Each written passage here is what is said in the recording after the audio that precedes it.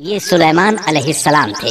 اللہ تعالیٰ نے آپ کو فیصلہ کرنے کی زبردست صلاحیت عطا فرمائی تھی۔ سورۃ الانبیاء آیت 87 میں ہے۔ اور داؤد اور سلیمان کو یاد کیجئے جبکہ وہ کھیت کے معاملے میں فیصلہ کر رہے تھے کہ کچھ لوگوں کی بکریاں اس میں چر چگ گئی تھیں اور ان کے فیصلے میں ہم موجود تھے۔ ہوا یہ کہ دو آدمی ہمسائے تھے، ان میں جھگڑا ہو گیا۔ ان میں سے ایک کے پاس کھیت تھا، اس میں اس نے فصل بو رکھی تھی۔ دوسرے کے پاس کچھ بکریاں تھیں۔ بکریوں کا چرواہا رات کے وقت دیوار والے دروازے کو بند کر دیتا تھا تاکہ بکریاں نکل کر فصل کو نقصان نہ پہنچائیں۔ ایک دن وہ دروازہ بند کرنا بھول گیا۔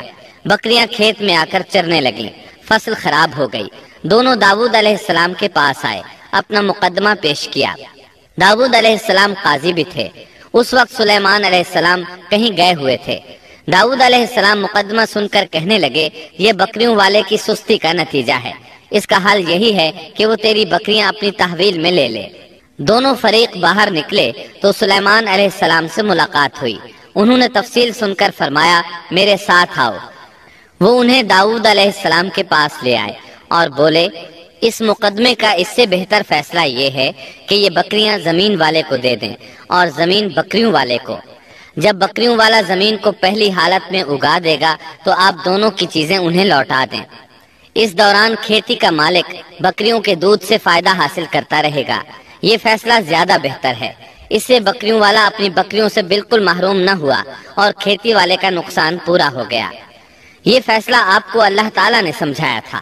اللہ تعالیٰ سورۃ الانبیاء آیت 89 میں فرماتے ہیں، ہم نے اس کا صحیح فیصلہ سلیمان کو سمجھا دیا، ہاں ہر ایک کو ہم نے علم و حکمت سے نوازا تھا۔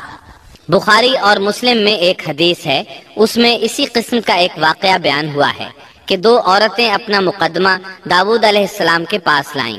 دونوں کو اللہ نے ایک ایک بچہ دے رکھا تھا۔ ایک بھیڑیے نے حملہ کر کے بڑی عمر والی کا بچہ چیر پھاڑ ڈالا۔ عورت چالاک تھی، اس نے چھوٹی عمر والی کا بچہ چھین لیا کہ یہ میرا بچہ ہے۔ داؤد علیہ السلام نے دیکھا بچہ بڑی عورت کے پاس ہے تو اس کے حق میں فیصلہ دے دیا۔ سلیمان علیہ السلام نے داؤد علیہ السلام سے اجازت چاہتے ہوئے کہا، کیا میں اس مقدمے کا فیصلہ کر سکتا ہوں؟ انہوں نے اجازت دے دی۔ سلیمان علیہ السلام نے عورت سے کہا، بچہ مجھے دے دو۔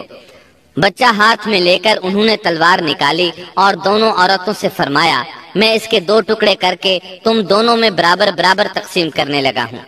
یہ سن کر بڑی عورت بولی کہ ٹھیک ہے، جبکہ چھوٹی عورت ممتا کی وجہ سے چلا اٹھی کہ آپ اسے زندہ رہنے دیں اور اسے دے دیں۔ یہ سنتے ہی سلیمان علیہ السلام بول اٹھے، تو ہی اس کی ماں ہے، جس سے اپنے بچے کے ٹکڑے دیکھنا برداشت نہ ہو سکا، پھر بچہ اسے دے دیا۔ سلیمان علیہ السلام کا ایک تیسرا واقعہ قرآن میں یوں ہے، سورۃ النمل آیت 17 اور 18 میں ہے، اور سلیمان کے سامنے ان کے تمام لشکر جنات، انسان اور پرندوں میں سے جمع کیے گئے، ہر قسم الگ الگ کھڑی کر دی گئی۔ جب وہ چیونٹیوں کے میدان میں پہنچے تو ایک چیونٹی نے کہا، اے چیونٹیوں، اپنے اپنے گھروں میں گھس جاؤ، ایسا نہ ہو کہ بے خبری میں سلیمان اور ان کا لشکر تمہیں رونق ڈالے۔ ان تمام لشکروں کو اکٹھا کیا گیا تھا۔ اللہ تعالیٰ نے چیونٹی کی یہ بات سلیمان علیہ السلام کو سنوا دی۔ سورہ نمل آیت 19 میں ہے، اس کی اس بات پر سلیمان مسکرا کر ہنس پڑے اور دعا کرنے لگے کہ اے پروردگار، تو مجھے توفیق دے کہ میں تیری ان نعمتوں کا شکر بجا لاؤں جو تو نے مجھ پر انعام کی ہیں، اور میں ایسے نیک اعمال کرتا رہوں جن سے تو خوش رہے، اور مجھے اپنی رحمت سے نیک بندوں میں شامل فرما۔